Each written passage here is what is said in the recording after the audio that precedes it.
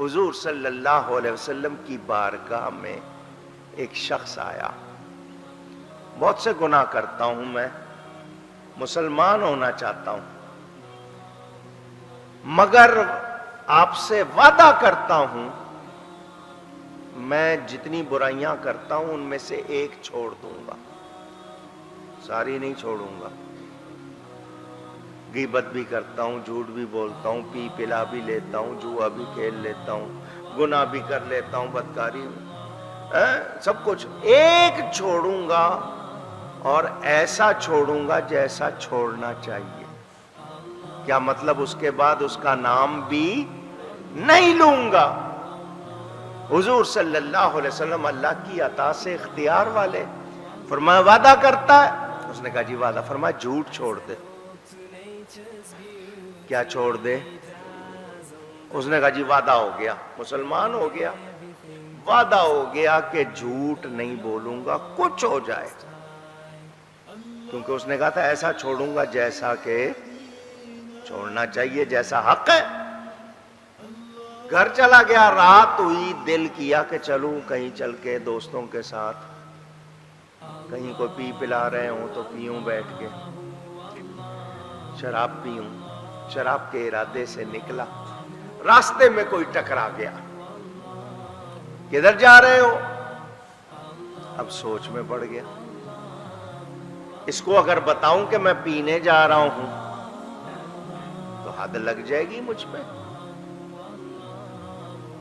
خبر ہو جائے گی، جو اس کی سزا ہے وہ ملے گی، اور اس کو پتہ لگ جائے گا میں گناہ کر رہا ہوں. اور اگر نہیں بتاتا ہوں تو جھوٹ بولتا ہوں، اور وعدہ کیا ہے کہ جھوٹ نہیں بول. اس نے کہا نہیں یار ایسے ہی ارادہ تھا، اب نہیں رہا، جو واپس جاتا ہوں. نہیں گیا، گناہ نہیں کیا، گھر واپس چلا گیا. تھوڑی دیر کے بعد کہنے لگا چلو پینے کا موقع تو نہیں ملا، چوری کر لوں. اب دوبارہ چوری کے ارادے سے نکلا، پھر کوئی اس کو کسی کا آمنا سامنا ہو گیا.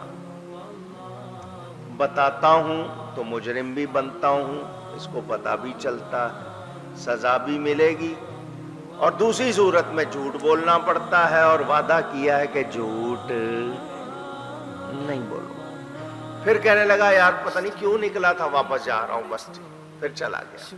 مفہوم بتا رہا ہوں. وہ جس گناہ کے ارادے سے نکلے، پھر کوئی اس کو ٹکرا جائے وہ نہ کر پائے،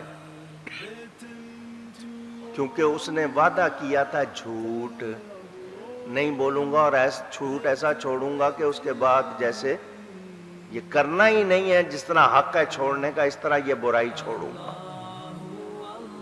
وہ 2 دن گزارنے اس کو مشکل ہو گئے. تیسرے دن حضور کی بارگاہ میں آ گیا، مجھ سے کوئی اور گناہ چھڑوا لے، آپ نے جو چھڑوایا ہے مجھ سے جھوٹ، اس کی وجہ سے تو میں کوئی گناہ کر ہی نہیں پا رہا ہوں، کوئی اور چھڑوا لے. حضور نے فرمایا میں نے جڑ پکڑی ہے، جڑ. کیونکہ جھوٹ جو ہے وہ ساری برائیوں سے تجھے روک رہا ہے، یہ اس لیے تجھ سے چھڑوایا کہ یہ چھوٹے گا تجھ سے ساری برائیاں چھوٹ جائیں گی. اور ہم سے جھوٹ ہی چھوٹتا. اور جھوٹ ہمارے منہ میں آ کے سوچتا ہوگا کس کے منہ میں آ گیا ہوں، اس طرح بولتے ہیں.